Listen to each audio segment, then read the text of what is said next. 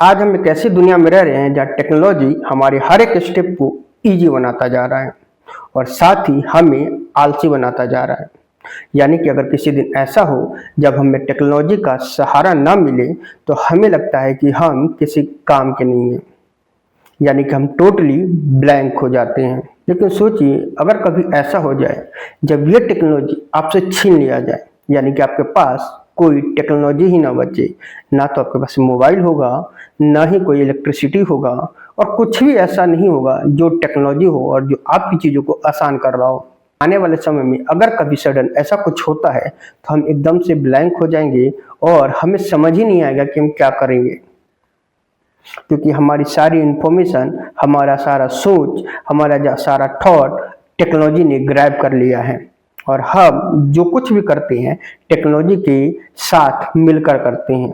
यानी कि आज के डेट में अगर हम बात करें तो टेक्नोलॉजी हमारा मार्गदर्शक होता जा रहा है। एक टाइम था जब लोग बहुत सारे नंबर्स, बहुत सारे एड्रेस ऐसे ही याद कर लिया करता था या फिर अपने डायरी में लिख लिया करता था। लेकिन आज के डेट में आप किसी से पूछिए, क्या आप कोई 3 या 4 नंबर ऐसे हैं जो आपको याद हो, यानी कि आपका कभी मोबाइल खो जाए आप उस पर कॉल कर सकें, क्या आपको याद है? मुझे लगता है बहुत सारे लोगों का आंसर होगा नहीं याद है, क्योंकि हमने अपनी सारी चीज़ें, अपना सारा माइंडसेट जो रिमेंबर करने वाली चीज़ें थी वो सारा टेक्नोलॉजी को दे दिया है और आज हमारे पास, यानी कि हमारे माइंड के पास याद करके रखने जैसा कोई भी मेमोरी हमने बनाया ही नहीं है। यानी कि धीरे धीरे हम वो क्वालिटी अपने माइंड से खो रहे हैं जो हम पहले इवॉल्व किए थे। यानी कि आज हमारा बहुत सारा काम हमारा टेक्नोलॉजी कर देता है।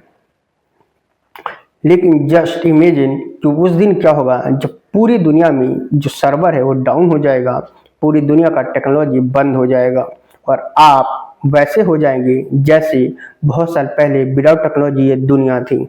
क्योंकि हाल ही में अभी 2 ऐसी घटना हुई है जिसे सुनकर आपको लगेगा कि हो सकता है भविष्य में अगर ऐसा कोई बड़ा सा मोमेंट आ जाए तब आप क्या करेंगे। अभी हाल ही में दिवाली के दिन 20 अक्टूबर को जो AWS है उसका सर्वर आउटेज हो गया था यूएस रीजन का, और उससे जितने भी एप्लीकेशन उस टाइम पे यूएस के अंदर रन कर रहा था सब के सब डाउन हो गया था।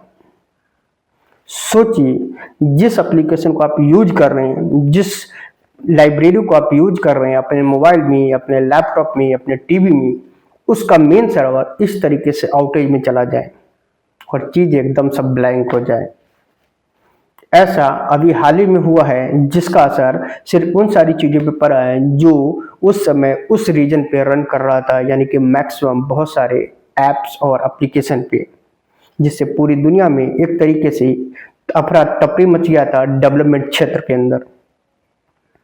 और ऐसा एक और घटना, ऐसा एक और आउटेज अभी हाल ही में हुआ है 18 नवंबर को, जब क्लाउडफ्लेयर आउटेज हो गया था, जब क्लाउडफ्लेयर का सर्वर आउटेज हो गया था।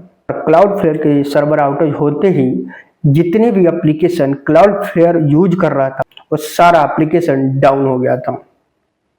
और सबसे ज़्यादा इफेक्ट हुआ था चैट जीपीटी, क्योंकि चैट जीपीटी हमारे रोज़मर्रा की ज़िंदगी में यूज होने वाला एप्लीकेशन हो गया है। यानी कि अगर हम वर्क लाइफ में हैं, हम कहीं भी हैं और कुछ भी है तो हम चैट जीपीटी जरूर यूज करते हैं। और अगर चैट जीपीटी आधे घंटे के लिए भी अगर बंद हो जाता है तो हमें लगता है हमारे सामने का मेंटर बंद हो गया है, हम अब सवाल किससे पूछें और हम अपना सॉल्यूशन कहाँ से लाएं।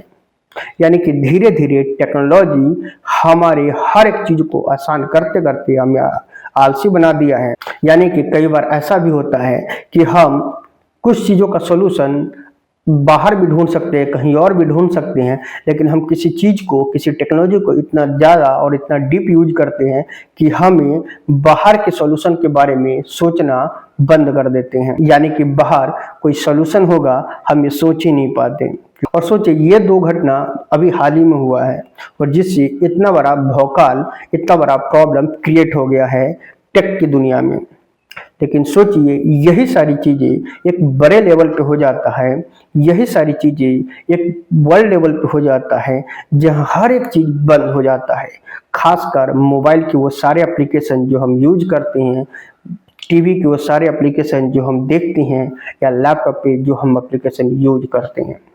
सोचिए ऐसे ब्लैकआउट डेट पे आप कैसे रहेंगे और अपनी चीज़ों को कैसे कंप्लीट करेंगे।